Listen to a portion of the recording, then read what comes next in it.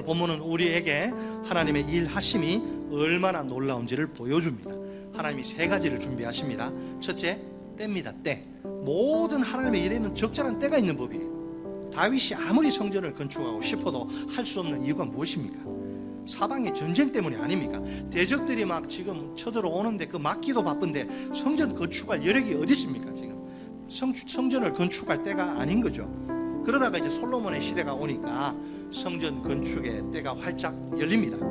하나님이 그 대적들을 싸그리 그냥 제거하셔서 전쟁이 그치게 된 것입니다. 사방의 태평이 하나님의 은혜로 주어진 것이지요. 하나님이 일하신 결과입니다. 둘째, 일꾼. 아무리 일하고 싶어도 일꾼이 있어야지. 하나님이 준비하신 일꾼 두로왕 히람이라고 보는 거예요. 솔로몬의 성전 건축에 있어 상당히 큰 역할을 감당한 히람이지요. 역시 하나님이 일하신 결과입니다. 셋째, 지혜입니다. 지혜.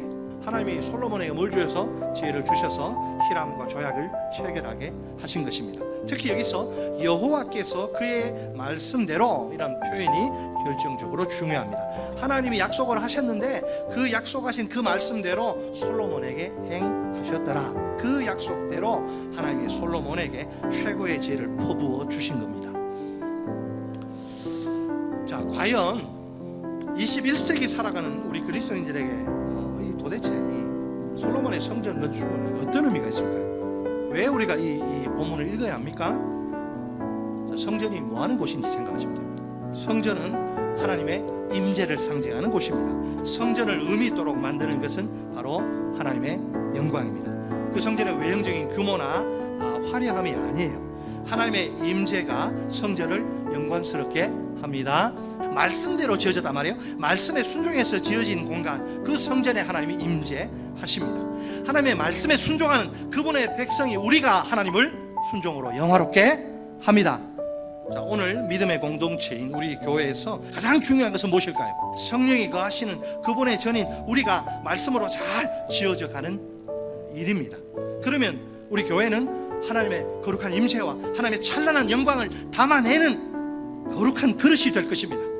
하나님의 통치 속에서 말씀대로 순종하는, 말씀대로 살아내는 삶이 중요한 거예요. 우리가 하나님의 통치를 받으며 그분의 말씀대로 순종하며 살아야 합니다. 그럴 때 우리 교회 위에 하나님이 임재하실 것입니다. 하나님의 영광이 충만하게 될 것입니다. 순종의 삶이야말로 내가 하나님의 자녀라는 가장 확실한 증거이자 표지입니다. 솔로몬이 성전 건축을 시작할 때 강조한 것이지요. 그것은 성전 건축에 대한 명분. 이 명분은, 건축의 명분은 여호와의 이름을 위하여 하나님의 영광을 위하여입니다. 성전 건축은 개인의 사사로운 유익과 만족을 위한 일이 아닙니다. 만왕의 왕이시오 온 우주의 주인이신 하나님을 위한 일입니다. 성경적 교회의 본질을 회복하는 것 역시 우리의 유익과 만족을 위한 일이 아닙니다. 오직 하나님의 이름과 그분의 영광을 위한 일입니다.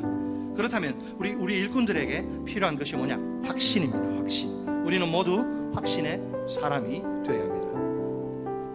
첫째, 명분에 대한 확신입니다. 성경적 교회의 본질을 회복하는 일의 핵심이 무엇인지 생각해 보세요. 하나님의 이름을 위하여, 하나님의 영광을 위하여가 아닙니다. 이 세상 그 어떤 일과도 비교할 수 없는 가치와 의미와 보람이 이 일에 담겨 있습니다. 우리 일꾼의 입장에서 이보다 더 큰, 이보다 더 영광스럽고 복된 일은 없습니다. 우리가 이런 명분에 대한 확신 속에서 일해야 합니다. 둘째, 하나님의 일하심에 대한 확신. 하나님의 일하심에 대한 확신입니다. 여러분, 우리가 누구냐? 하나님의 거룩한 일을 위해 일꾼으로 부름받은 특별한 사람들입니다. 오늘 하나님의 소원은 우리가 성경적 교회의 본질을 회복하는 것입니다. 우리 교회를 교회 되게, 우리 성도를 성도 되게 만드는 것입니다. 그리하여 하나님의 나라의 완성을 위해 멋지게 쓰임받게 만드는 것입니다. 셋째로, 순종과 헌신에 대한 확신. 하나님이 내게 바라시는 것은 순종과 헌신입니다. 하나님이 나를 마음껏 편하게 좀 사용하시도록 내어드려야 합니다. 순종과 헌신의 시간은 내일이 아니라 바로 오늘 지금입니다. 하나님의 부르심을 깨닫는 순간, 명분을 깨닫는 순간 즉시 순종과 헌신의 자리로 나아가야 합니다. 그럴 때 하나님이 나를 통해서 일하십니다. 영원한 것을 위해 영원할 수 없는 것을 포기하는 사람은 결코 어리석은 자가 아닙니다. 반대로 영원할 수 없는 목숨, 세상의 것들 위해서 영원한 것을 포기하는 자는 바보 중에 바보입니다. 이 세상에 이보다 더 위대한 명분은 없습니다. 하나님의 이름을 위하여, 하나님의 영광을 위하여. 따라서 하십니다. 하나님의 이름을 위하여, 하나님의 영광을 위하여. 아직 늦지 않았습니다. 이제부터라도 저와 함께 영원한 명분을 평생 추구하며 살지 않으시렵니까?